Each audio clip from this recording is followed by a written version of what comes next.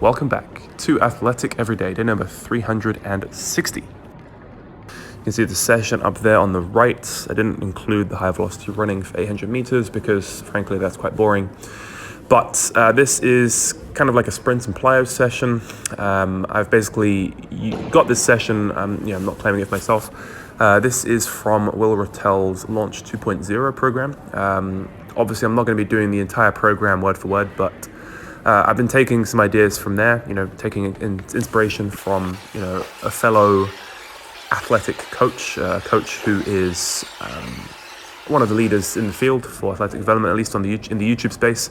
I think Will Rattel's content is fantastic, and the fact that the dude, the main reason why I resonated so much with his content is because the dude is over 100 kilos, 5'10", and can very easily dunk on a 10-foot rim.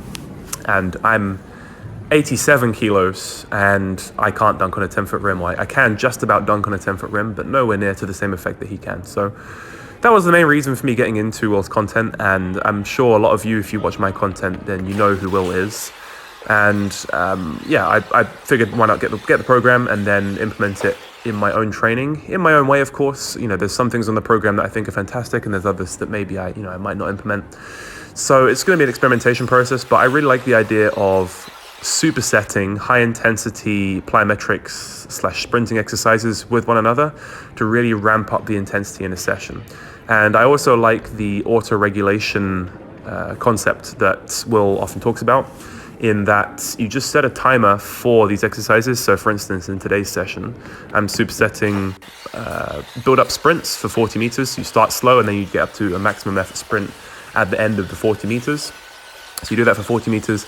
Then you superset that with some repeating or rhythmic broad jumps, which you're seeing here, for 20 meters. And then you follow that up with power skips for 30 meters. Now, you can do them one after the other as quickly as possible if you want. But what it says on the program is just rest as needed. So rest as fully as you need in order to make sure that every single set, every single rep is with maximal intent. And however much of that you can get in 20 minutes, then just do that in 20 minutes.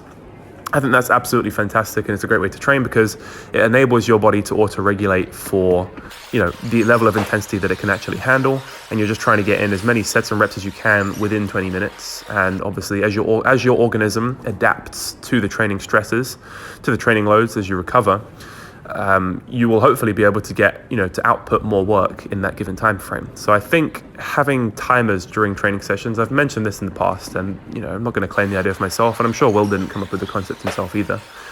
But I think it's a very useful way to structure your training rather than just trying to blindly stick with a given rest period.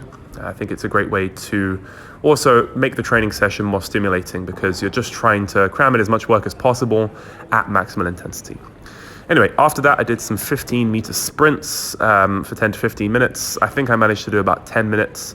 And then after the session, I didn't record this again, but there was a 1-mile run. I think there's lots of benefits to doing low-intensity running in terms of just conditioning the lower leg for, just getting loads and loads, thousands and thousands of plyometric contacts. So very, very plyometric, sprinty workout here.